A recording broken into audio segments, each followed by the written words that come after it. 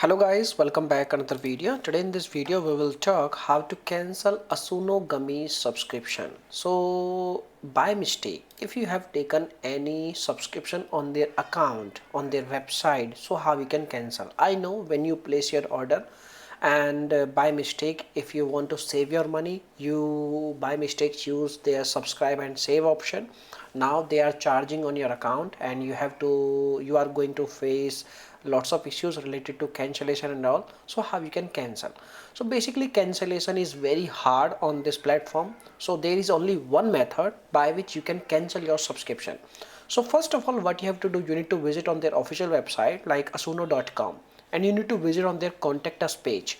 And once you are on their contact us page, there is this kind of window you will get. Okay, and in this window you need to enter your name, your last name, your email id, which is your registered email id while placing your order, and you can enter your phone number, and here you need to type your message.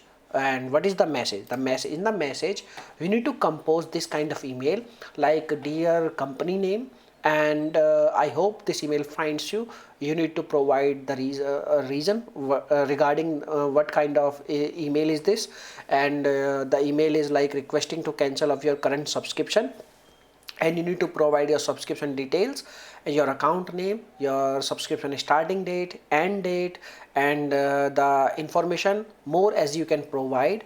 And in the end you need to ask a proof of cancellation also, and in the body you need to provide a valid reason why you want to cancel your subscription. And in the end you need to provide your phone number if possible, or not there is no need because you have already mentioned your phone number in their box. So when you compose this email, you need to submit the email button. Okay, and once you submit your request, they will receive your request and they will get in touch with you very soon.